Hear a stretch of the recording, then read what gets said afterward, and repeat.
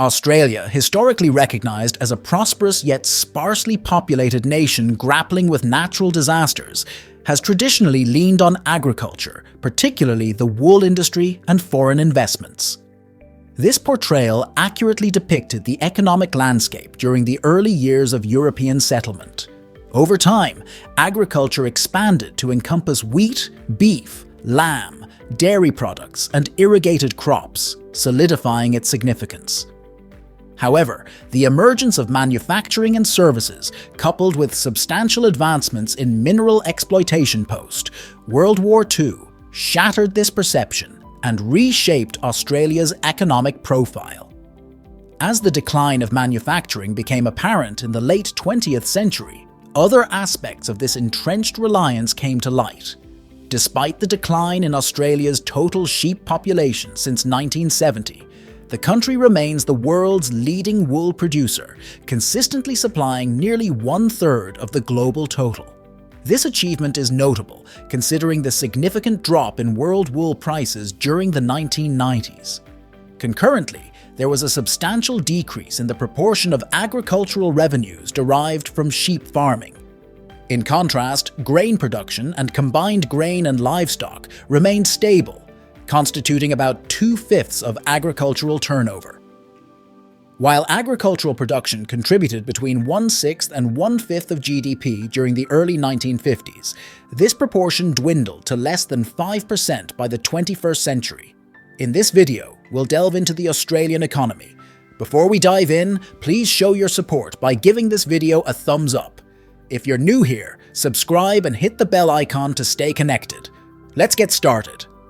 Power and resources.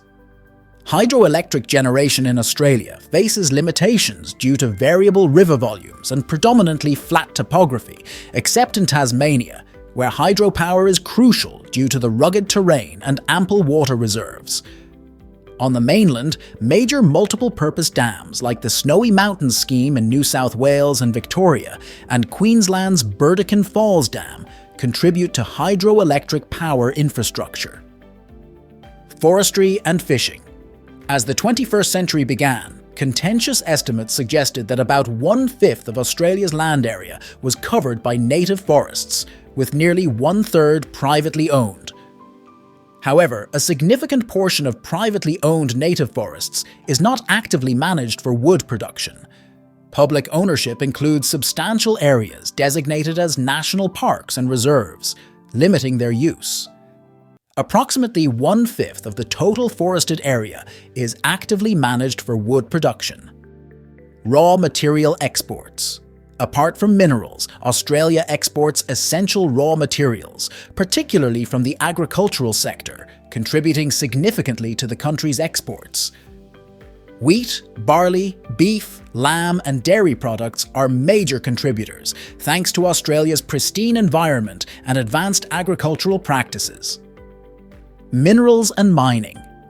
While the mining industry's contribution to overall GDP is relatively small, concerns about foreign ownership, environmental impacts, extraction rates, and opposition to the coal industry exist. The industry follows international standards with advanced extraction methods, relying on bulk loading and specialized shipping facilities. Trading partners. Australia's economic success hinges on strong trading partnerships with nations like China, Japan, South Korea, and the United States. China, as the largest trading partner, particularly for resources and raw materials, fuels Australia's economic growth and export revenues. Finance.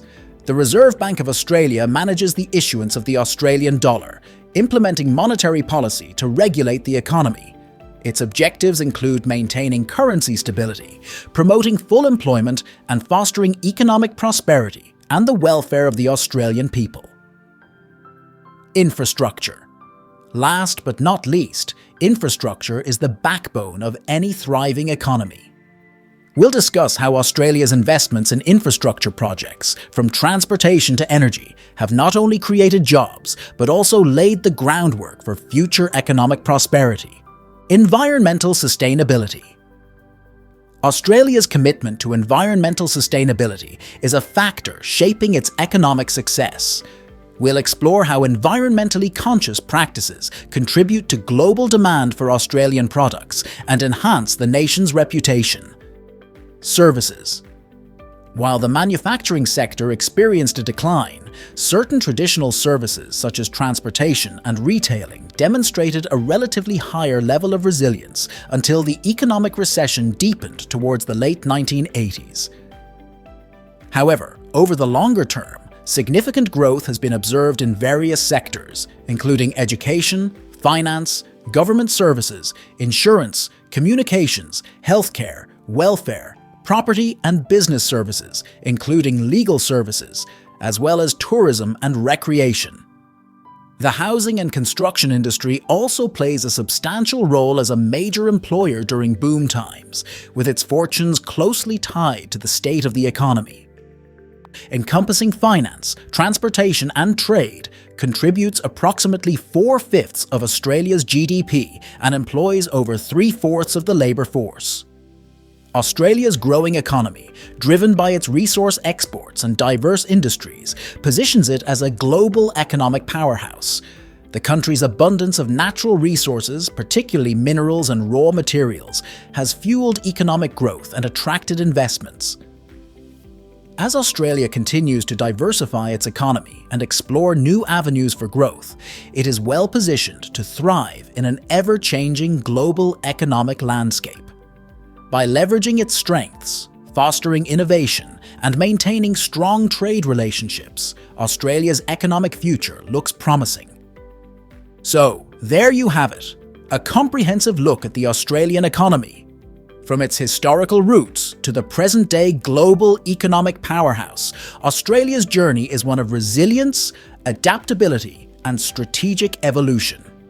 If you enjoyed this deep dive, give us a thumbs up, subscribe for more content, and let us know in the comments what economic topics you'd like us to explore next.